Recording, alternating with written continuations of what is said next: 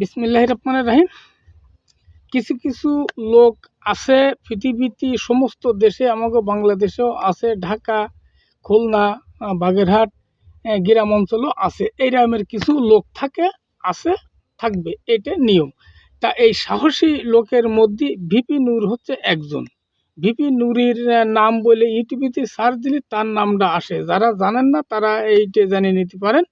তা সাহসী বললাম এই কারণে, একদিন কারা রাত ৩টের সময় তারা যে অ্যাটাক করলো, সব উপরের লেভেলের লোক, যেমন ডিসি, এসপি, আইজি, ওসি, দারোগা, এই সমস্ত লোকরা তারা যে অ্যাটাক করলো, সেই জায়গা সাহসের সাথে কিছু কথা বললো।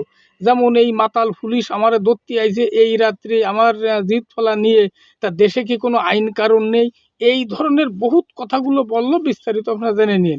তা এই যে কথাগুলো বলা এই সময় বিশাল সাহসের ব্যাপার, কারণ পুলিশই ধরলে এমনি মাটি ঠেঙে ঠেঙে বাড়ি খায়। এটা মুহি যত বড় কথাই কোক না কেন, এটাই বাস্তব। কারণ পুলিশই ধরলে মানুষ কথা জড়ায় গড়ায় যায়, ওই ব্যক্তিটা কলম জড়াই নেই এবং সাহসের সাথে বলল।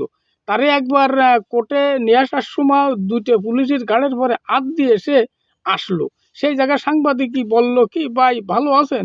তা বলছে, ভাই আমারে খুব নির্যাতন টর্চারিং করেছে, তা এইটা আমি জানালাম। আর একটা কথা জানালাম, এই সরকার ফুড়ে যাবে আর অল্প একটু ধাক্কা দিলি। শুনে গেলাম আমলিগ ভরপুর স্ট্রংভাবে সে ক্ষমতায় আছে।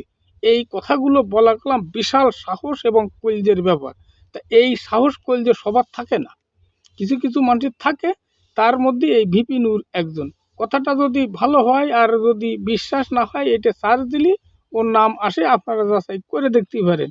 আল্লাহ হাফেজ।